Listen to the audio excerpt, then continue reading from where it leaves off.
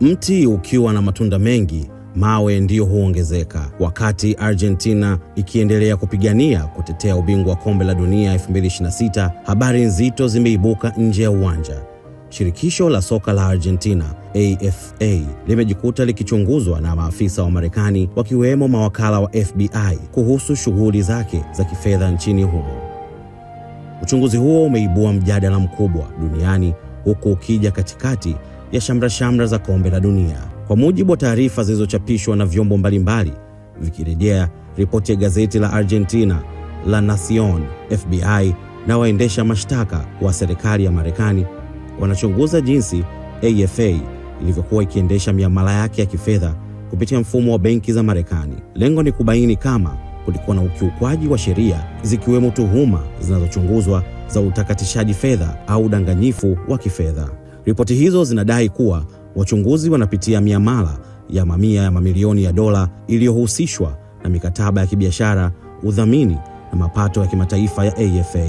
Pia wanachunguza nafasi ya kampuni moja yenye makao yake Florida, ambayo ilihusishwa na usimamizi wa baadhi ya mapato hayo. Hata hivyo, uchunguzi bado uko katika hatua za awali. Jina la rais wa AFA, Claudio Tapia, limetajwa katika ripoti hizo kwa kuwa ndiye mkuu wa shirikisho. Hata hivyo, ni muhimu kusisitiza kwamba hadi sasa hakuna mashtaka ya jinai yaliyotangazwa dhidi yake au AFA, na uchunguzi haumaanishi moja kwa moja kuwa kuna kosa lililothibitishwa. Habari hizi zimewashtua mashabiki wa Argentina, hasa kwa kuwa zimeibuka wakati timu yao ya taifa ikiwa bado inapambana uwanjani. Wapo wanaohofia sakata hilo linaweza kulivuruga shirikisho, lakini wachambuzi wengi wanaeleza kuwa uchunguzi huo unahusu masuala ya utawala na fedha, si matokeo ya mechi au wachezaji wa Argentina. Wahenga walisema penye moshi panaweza kuwa na moto, lakini si kila moshi ni moto wa kuteketeza.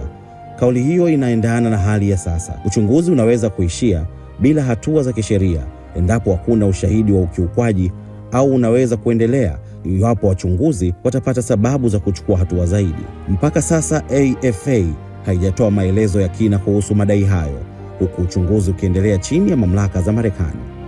Wataalamu wa sheria wanasema kesi za aina hii mara nyingi huchukua muda kwa sababu zinahusisha uchambuzi wa nyaraka za kifedha, akaunti za benki na mikataba ya kimataifa. Ni muhimu kutenganisha mambo mawili. Uchunguzi huu hauhusiani na madai ya upangaji wa matokeo ya kombe la dunia, wala hawahusishi moja kwa moja Lionel Messi au wachezaji wa timu ya taifa. Unahusu tu shughuli za kifedha za shirikisho la soka la Argentina ndani ya Marekani. Hadi sasa hakuna ushahidi wa umma unaothibitisha kuwa matokeo ya mechi za Argentina yameathiriwa na uchunguzi huu. Wakati dunia ikiendelea kufuatilia robo fainali za kombe la dunia, macho mengine sasa yameelekezwa nje ya uwanja. Je, uchunguzi huu utaishia kuwa ukaguzi wa kawaida wa kifedha au utafungua ukurasa mpya katika historia ya utawala wa soka la Argentina? Jibu litapatikana baada ya FBI na mamlaka za Marekani kukamilisha uchunguzi wao na kutoa matokeo rasmi.